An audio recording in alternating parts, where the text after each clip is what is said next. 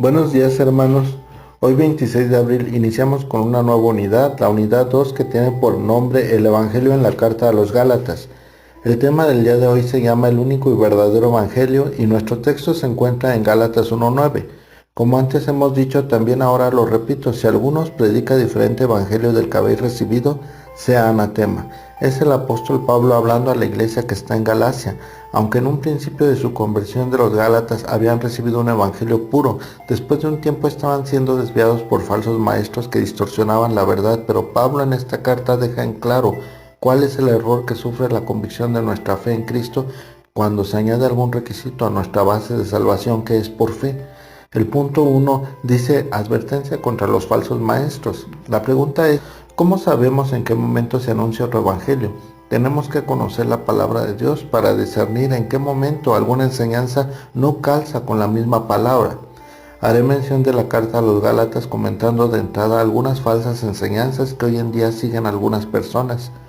El capítulo 1, versículo 1, 11, 12, 16 y 17, Pablo hace notar que su apostolado no viene de los hombres o por los hombres, sino directamente por Jesucristo y Dios.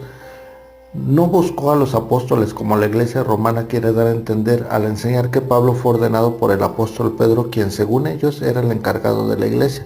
Normalmente el punto fuerte en donde se perturba el evangelio es en la salvación.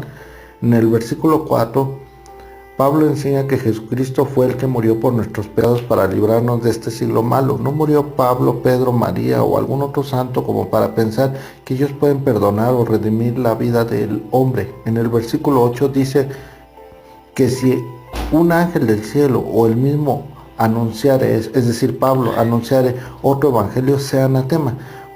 ¿Cuántas supuestas apariciones de ángeles, vírgenes o santos hay en diversos países en donde el hombre les exalta a tal modo que los hace como dioses, haciéndoles óleos, imágenes, estatuas, pintándoles, arropándoles, después las cargan en sus hombros, las veneran, se arrodillan ante ellas, pidiendo milagros o que intercedan por ellos? Aparentemente el mensaje que dan en un principio de estas apariciones es bueno, pero cuando ese ángel u hombre venerado quita la fe del creyente que debe de ser hacia Dios, solamente se convierte en idolatría. En ese momento, ese es otro evangelio. El problema que presentaban los Gálatas era un problema más escondido de los que hemos nombrado. Ellos estaban siendo enseñados a judaizar, es decir, llegaron hombres enseñando a guardar las prácticas judías como requisito para obtener la salvación, cuando el evangelio que Dios dio a Pablo fue que la salvación es por gracia. En el capítulo 2, versículo 4, habla de falsos hermanos que entraban secretamente en sus cultos, intentando quitar la libertad en Cristo cambiándola por servidumbre. La Biblia enseña que la salvación no es por obras, Efesios 2:8, porque por gracia sois salvos por medio de la fe, y esto no es de nosotros, pues es don de Dios. No es por obras para que nadie se gloríe.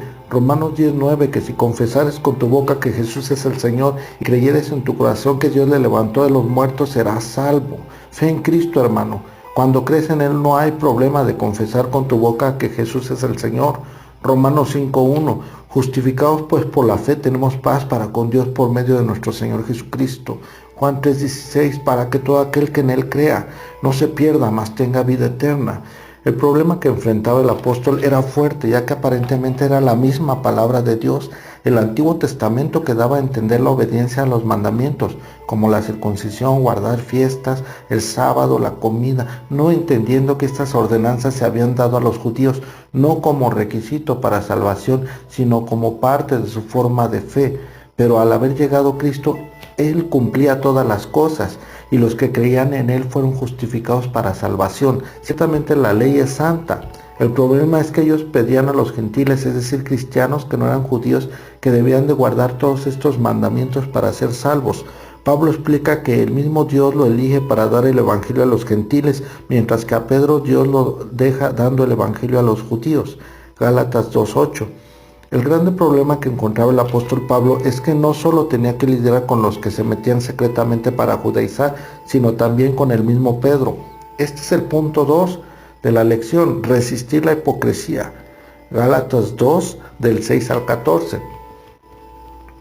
A pesar de que Pedro fue tratado por Dios al revelarle que la salvación era para todos y que tenía que convivir con los gentiles aún en el partimiento del pan en sus casas, Pedro, visitando en Antioquía, comía sin problema en un principio con los gentiles, pero cuando llegaron los hermanos de Jerusalén, dejó de comer con los gentiles, influenciando en varios judíos y gentiles de Antioquía y aún en Bernabé para hacer lo mismo. Entonces el apóstol Pablo le reprende, ya que con sus actos enseñaba a los gentiles a judaizar.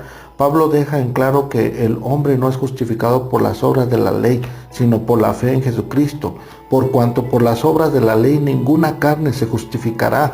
Y comenta a Pedro que es como si las cosas que se destruyen se vuelvan a edificar, comparando las cosas de la ley que no traen salvación, y le pregunta, o si trajesen salvación, entonces ¿para qué murió Cristo? Este punto es muy difícil.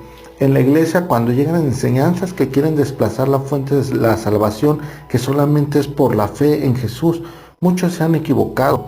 En el transcurso de la historia han aparecido falsos hombres de Dios que hacen sectas, añaden ciertos requisitos para la salvación, como es la vestimenta, el alimento, guardar cierto día, pedir en el nombre de tal apóstol, ser parte de tal iglesia, etc. En la iglesia de Cristo incluso hay casos en donde se añaden cosas para la salvación, como es el bautismo, la cena del Señor, que la falda, que el velo, etc. Hay cosas que no están en la palabra y hay cosas que sí están en la palabra. Las cosas que sí están en la palabra, el cristiano las hace como fruto de la salvación que ha recibido por haber creído en Cristo. Volviendo al tema, el apóstol Pablo quedó distanciado por un tiempo con el apóstol Pedro por estas cosas. Se puede decir que a veces el precio a pagar es alto. Justo ese es el punto 3. Proclame la salvación por la fe. Quedaron enseñanzas erróneas en Bernabé, que era compañero de trabajo de Pablo. Por tal motivo viajan hasta Judea, ya que de allí venían esas enseñanzas de circuncidarse para ser salvos. Pablo pone en claro que el único requisito para la salvación es creer en el Señor Jesús. Acordaron reglas de enseñanza con todos los apóstoles y hermanos de esa iglesia. ¿De qué cosas deberían de guardar las iglesias gentiles? De acuerdo a Hechos 15:29, abstenerse de cosas sacrificadas a ídolos, de sangre, de ahogado y de fornicación. Pablo expone que no por el hecho de no acatarse a la ley de Moisés, el cristiano gentil ya tenía el permiso de vivir deshonestamente, en pecado, desagradando a Dios, y resume en Gálatas 2:20, con Cristo estoy juntamente crucificado, y ya no vivo yo, mas vive Cristo en mí. Lo que ahora vivo en la carne, lo vivo en la fe del Hijo de Dios, el cual me amó y se entregó a sí mismo por mí. Ese es el secreto de la vida del creyente, Cristo en nuestra vida. Comprender que Él nos amó de tal manera que dio su vida, para que tú y yo tengamos vida en Él y vivamos en la fe. Es vivir con buenas obras, no para ganarnos el cielo, simplemente porque es el fruto de la vida de Cristo en nuestras vidas. Hay cosas que tendremos que enfrentar como iglesia. Si estamos en Cristo tendremos ese discernimiento de qué cosas no son de acuerdo con el verdadero evangelio. Se han dado ejemplos palpables de nuestros tiempos. Estemos alerta. Todo siempre tiene que calzar con la palabra misma. Repitamos nuestro texto, dice Gálatas 1:9. Como antes hemos dicho, también ahora lo repito. Si alguno os predica diferente evangelio del que habéis recibido, sea anatema. Hermanos, la gracia de nuestro Señor Jesucristo sea con vuestro espíritu. Amén.